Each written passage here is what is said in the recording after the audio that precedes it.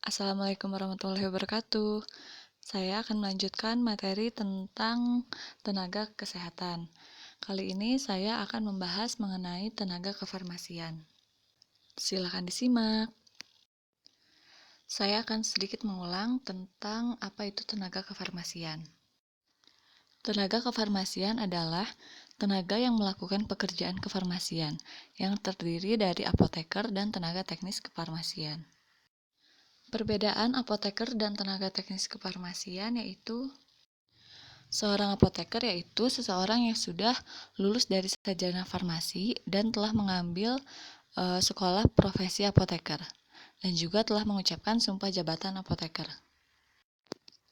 Tenaga teknis kefarmasian yaitu tenaga yang membantu apoteker dalam menjalani pekerjaan kefarmasian yang terdiri dari sarjana farmasi, ahli madya farmasi, atau analis farmasi. Pembahasan selanjutnya saya akan membahas mengenai registrasi dan perizinan tenaga kefarmasian. Tenaga kefarmasian harus memiliki keahlian dan kewenangan dalam melaksanakan pekerjaan kefarmasian dengan menerapkan standar profesi. Salah satunya adalah memiliki surat izin kerja.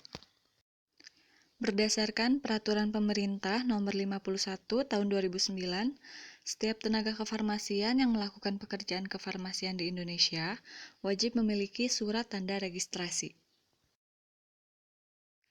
Ada dua surat tanda registrasi di bidang pekerjaan kefarmasian, yaitu STRA untuk apoteker dan STRTTK untuk tenaga teknis kefarmasian.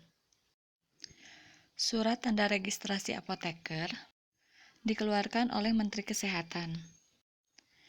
Kemudian selanjutnya Menteri mendelegasikan pemberian STRA kepada Komite Farmasi Nasional. Komite Farmasi Nasional adalah lembaga yang dibentuk oleh Menteri Kesehatan yang berfungsi untuk meningkatkan mutu apoteker dan tenaga teknis kefarmasian dalam melaksanakan pekerjaan kefarmasian pada fasilitas kefarmasian. STRA berlaku selama 5 tahun dan dapat diperpanjang untuk setiap 5 tahunnya jika memenuhi syarat. Syarat memperoleh STRA yaitu yang pertama harus memiliki ijazah apoteker. Yang kedua, memiliki sertifikat kompetensi profesi yang sering disebut Serkom. Yang ketiga, memiliki surat pernyataan telah mengucapkan sumpah apoteker. Yang keempat, memiliki surat keterangan sehat fisik dan mental dari dokter yang memiliki surat izin praktek. Dan yang kelima, membuat pernyataan akan mematuhi dan melaksanakan ketentuan etika profesi. Dalam syarat memperoleh STRA, disebutkan salah satunya yaitu memiliki sertifikat kompetensi profesi. Sertifikat kompetensi adalah suatu tanda pengakuan terhadap kompetensi tenaga kesehatan untuk dapat menjalankan praktik di seluruh Indonesia setelah lulus uji kompetensi. Kompetensi adalah kemampuan yang dimiliki seorang tenaga kesehatan berdasarkan ilmu pengetahuan, keterampilan, dan sikap profesional untuk dapat menjalankan praktik. Yang dimaksud dengan sertifikat profesi yaitu surat tanda pengakuan untuk melakukan praktik profesi yang diperoleh lulusan pendidikan profesi. Surat tanda registrasi tenaga teknis kefarmasian dikeluarkan oleh Menteri Kesehatan melalui Kepala Dinas Kesehatan Provinsi. STRTTK berlaku selama 5 tahun dan dapat diperpanjang untuk setiap 5 tahunnya bila memenuhi syarat. Syarat memperoleh STRTTK yaitu yang pertama, memiliki ijazah sesuai dengan pendidikannya. Bisa ijazah S1 Farmasi atau D3 Farmasi. Syarat yang kedua yaitu memiliki surat keterangan sehat fisik dan mental dari dokter yang memiliki surat izin praktek. Yang ketiga, memiliki rekomendasi mengenai kemampuan dari apoteker yang telah memiliki STRA di tempat TTK bekerja. Atau pimpinan institut pendidikan lulusan, yaitu surat keterangan dari perguruan tinggi. Ini contoh surat rekomendasi kemampuan TTK dari apoteker. atau organisasi yang menghimpun tenaga teknis kefarmasian. Ini contoh surat rekomendasi organisasi yang menghimpun tenaga teknis kefarmasian. Untuk mendapatkan surat rekomendasi dari PAVI, kita harus menjadi anggota PAVI dulu. Setelah menjadi anggota PAVI, nanti kita akan mendapatkan kartu keanggotaan organisasi PAVI. Ini contoh kartu keanggotaan organisasi PAVI. Dan syarat yang keempat, yaitu membuat pernyataan akan mematuhi dan melaksanakan ketentuan etika kefarmasian. Ini contoh surat pernyataan mematuhi etika kefarmasian. STRA dan STRTTK tidak berlaku jika yang pertama, masa berlakunya habis dan tidak diperpanjang oleh yang bersangkutan atau tidak memenuhi persyaratan untuk diperpanjang. Yang kedua, dicabut atas dasar ketentuan peraturan perundang-undangan. Yang ketiga, atas permohonan yang bersangkutan. Yang keempat, yang bersangkutan meninggal dunia. Dan yang kelima, dicabut oleh menteri atau pejabat kesehatan yang berwenang. Di dalam Undang-Undang Nomor 36 Tahun 2014, tertulis bahwa setiap tenaga kesehatan yang menjalankan praktik di bidang pelayanan kesehatan wajib memiliki izin, yaitu berupa surat izin praktik atau SIP. Surat izin praktik diberikan oleh pemerintah daerah kabupaten atau kota atas rekomendasi pejabat kesehatan yang berwenang di kabupaten atau kota tempat tenaga kesehatan menjalankan praktiknya. Setiap SIP masing-masing hanya berlaku untuk satu tempat praktik.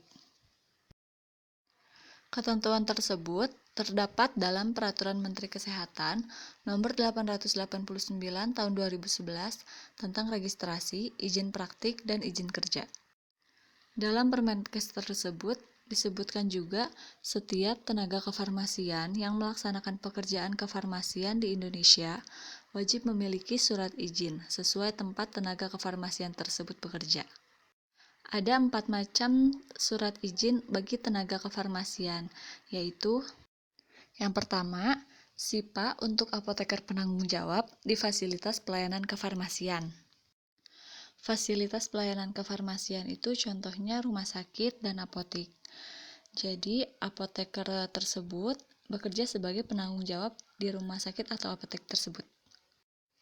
Yang kedua, SIPA bagi apoteker pendamping di fasilitas pelayanan kefarmasian. Jadi, di rumah sakit itu tidak hanya ada satu apoteker saja, tetapi ada beberapa apoteker yang disebut apoteker pendamping, yang tugasnya membantu tugas apoteker penanggung jawab.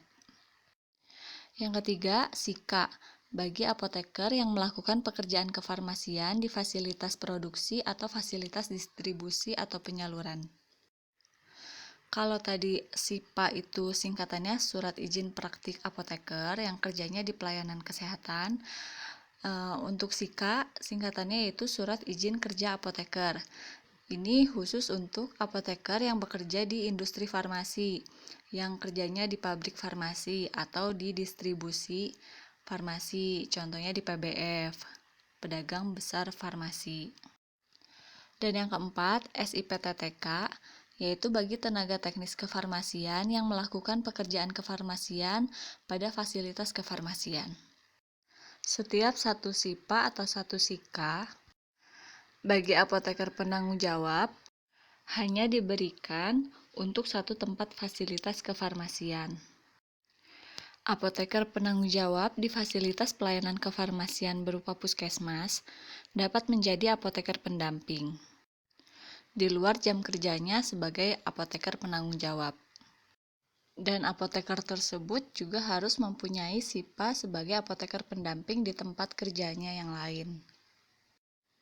SIPA bagi apoteker pendamping dapat diberikan paling banyak untuk 3 tempat fasilitas pelayanan kefarmasian.